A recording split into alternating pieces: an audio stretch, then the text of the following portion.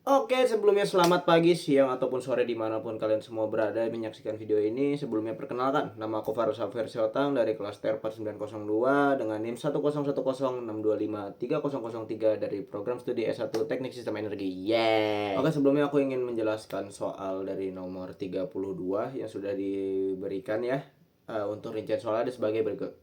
Oke, selamat datang kembali ya. As we can see di sini soalnya tuh menjelaskan bahwa benda pejal E berada di dalam tabung R kuadrat sama dengan 4 yang dibatasi oleh di atas oleh paraboloid yang dimana koordinat dasarnya itu Z sama dengan X kuadrat plus Y kuadrat dan dibawahi oleh Z sama dengan 0. Oke, dari clue-clue di atas saja kita udah bisa menggambarkan dalam ruang 3 dimensi. Yang pertama Z sama dengan 0, kita buat aja dulu sebagai alasnya, dimana alasnya ada di bidang 0 dari si Z. Yang selanjutnya kita bisa merepresentasikan dari Z sama dengan X kuadrat plus Y kuadrat yang dimana akan membentuk paraboloida. Ya, kira-kira seperti inilah bentuknya.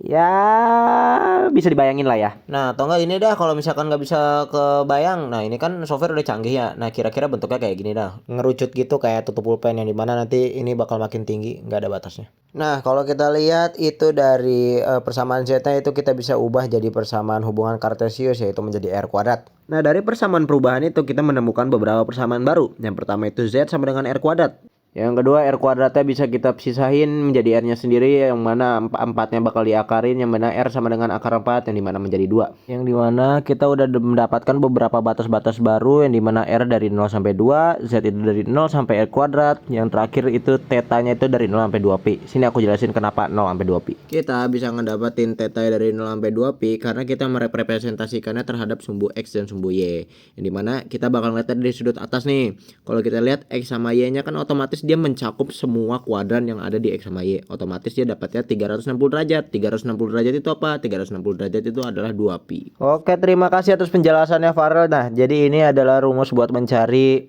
volume sebuah benda ya, yang dimana 1 dV. dV itu ntar bisa dijabarin R, dr, dz, dan d theta, dan ini bisa diubah-ubah ya urutannya tergantung kebutuhan integral kita agar mempermudahkan hasilnya. Oke, ini kalau batas-batasnya udah aku masukin ya.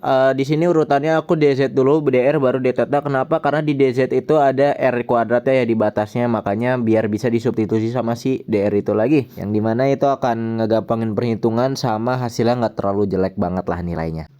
Oke, kita move ke perhitungan dari integral itu sendiri, yang dimana ini adalah bentuk integralnya ya, yang dimana ada terhadap dz, dr, d theta. Dz itu integral batas dari 0 sampai r kuadrat, dr itu dari 0 sampai 2, dan d theta itu 0 sampai 2pi.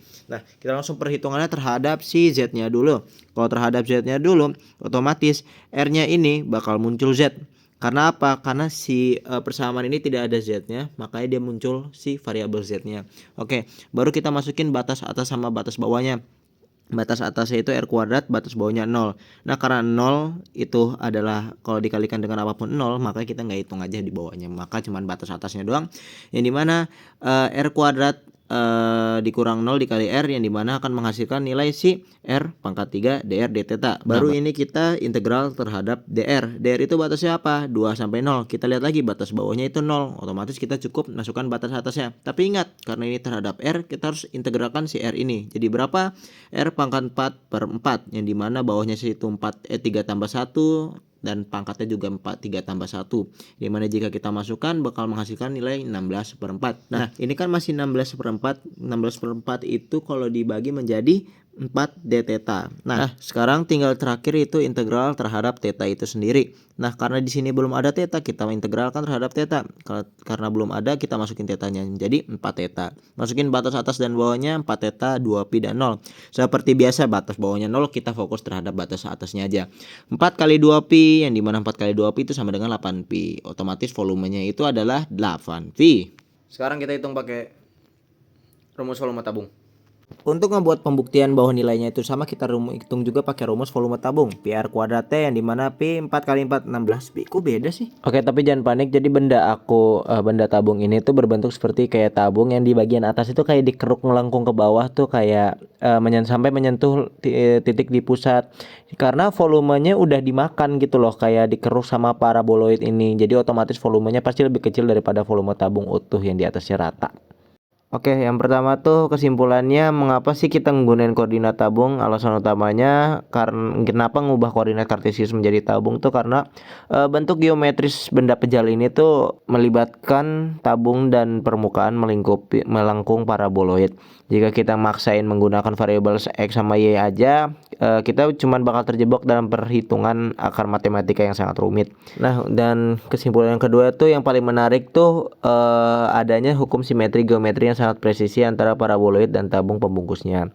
Jika kita ngebuat sebuah tabung standar yang memiliki jari-jari rata dan tinggi yang rata sekitar 2-4, yang perhitungan tadi volume totalnya itu adalah 16 pi. Tapi kalau misalkan tabung itu dipotong oleh kurva paraboloid permukaan melengkung ini, dia bertindak kayak semacam pisau yang dimana dia bakal membagi volume tabung pembungkusnya tepat menjadi dua bagian sama besar, yaitu masing-masing bernilai setengahnya. Oleh karena itu ruang kosong di atas mangkok paraboloid itu bernilai 8 pi, dan volume pejal yang berada di bawah mangkok juga bakal terbukti menjadi 8 pi satuan volume.